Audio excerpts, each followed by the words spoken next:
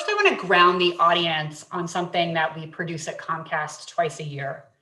It's called the Effectv TV Viewership Report. And it's a report that looks at the current position of TV viewing across our footprint, which is 17 million households in 65 markets. That equates to almost 9 billion hours of viewing content.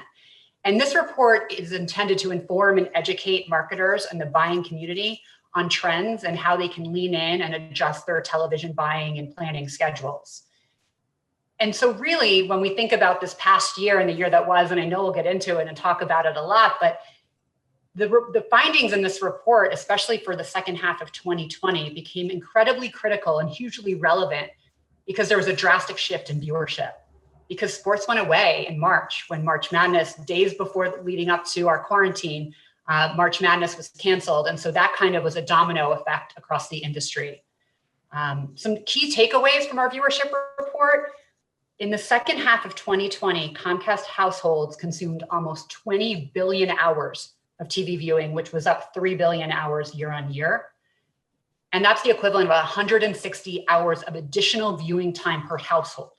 160 hours of additional viewing time per household. So this viewership report is really gold when you put it in the hands of marketers and agencies. So what about sports in particular and the fans and the audience for sports, going through this whole transition and this kind of strange time? Yeah, I mean, when we look at the sports conversation, as I mentioned, sports viewership came to a halt in March of 2020, days before that March Madness tournament. And so with that, our measurement and our insights team delivered daily viewership updates to key holdco leadership and marketers so that they could understand where are the sports fans going, right? And how could they continue to advertise, especially with everybody inside. Viewership was on the rise and marketers needed to reach those sports fans. And so that's really where data as our backbone and our set-top boxes came into play. And we were able to deliver this in real time to the buy-side community. We know there became huge pent-up demand for these loyal sports viewers. And so in the back half of 2020, during the starts and the restarts of many of these seasons, there was a tremendous explosion in sports viewership and sports-related content. In this transition where sports fans are sort of dispersed through this period, and you guys have a handle on where they are, how does that impact the advertisers' planning and investment? Yeah, the conversation for the advertisers' planning and investment around sports changed in a good way because it pivoted to audiences and it pivoted to our set-top box data. And we were able to create what we like to call a sports viewing matrix, which showed that if the NHL wasn't on the air, where are those NHL viewers in other sports? So they're not just NHL loyalists, but they watch alternative sports. And so then it allowed marketers to kind of lean in on that, as well as removing sports from the foundation of their marketing plans and kind of ensuring that it was the cherry on top, but not hanging their entire marketing branding campaign on one season or one league or one team. And so that, in a way, is truly transformative as we launch 2021, because it's a change in the way our sellers go to market. And we talk about how critical it is to sell an audience. Sports does have a role, but the role is not as prominent now. And I think the marketing and the advertising community understands that there's so many other ways to reach this audience, which is awesome. So what about the different ways to reach them and, sort of innovation that you're seeing from the buy side in terms of the kinds of advertising? Tell us a little bit about that and also about sort of expectations around performance. Yeah, it's an interesting one. I think as we've leaned into this daily, almost weekly set-top box measurement and being able to show these trends in this TV viewership report, which again comes out twice a year. We know that campaigns that incorporate sports deliver an average household reach of 34% higher than those that do not include sports.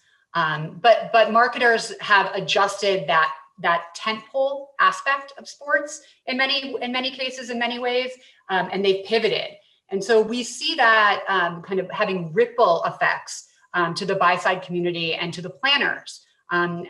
As of now, sports are not guaranteed. We don't know with COVID when they will continue to come in a more regular cadence, right? And the seasons can kind of go up in flames in a minute. And so being able to then buy and have that core buy focused on an audience, that sports viewer audience, but not necessarily in a game itself, and then surrounding it and having that event potentially be the cherry on top is really what we've seen our marketers do most recently.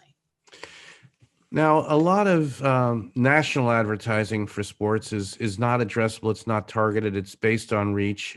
You guys have an opportunity to be a little bit more granular. Tell us a little bit about what Effectv does in terms of delivering an audience that's a little bit more granular than what a normal national buy would be. Yeah, on the sports front, Effectv, we do a great job in terms of taking a large national advertiser that might be a sponsor of a league, and they want to have a presence and really surround sound those games. And so we're able to put stuff together that crosses all of our markets, and that has a unified kind of go-to-market approach for that advertiser. And then drives towards their goals and objectives. So in the case of, and I'll bring up the March Madness, we had a large auto sponsor, and we had done just that. We had taken their large sponsorship of the tourney, and we had broken it down into a more local level where they could then have surround sound in those markets. And then we created promotional spots. We were able to drive we were going to drive to those games and to those tournaments. And so that really gives the advertisers just one extra layer of branding when you come down to buying with Effectv. So, Melanie, we've been talking about the trajectory of innovation around TV for a few years now, and it seems that innovation has really accelerated during this time. More data, targeting, measurement, attribution tools, expectations around attribution. Tell us a little bit about how Effectv is thinking about embracing these changes and what the experience has been at the company, and maybe what that portends for the roadmap ahead. Absolutely. I mean, prior to the pandemic, I call it the duopoly, really conditioned the marketplace. So Google and Facebook did a great job in terms of introducing the word audience to marketers and to agencies, and to them embracing the term audience. Prior to that term, most of our go-to-market approaches were truly transactional or product focused. Then, we kind of were making that pivot away from age, gender to audience with our audience intelligence platform, as well as ampersands and platform. And so the pandemic accelerated that because of the opportunity to see the data in real time, and the opportunity to then buy on those audiences in real time, similar to how folks are spending with the duopoly and large digital players.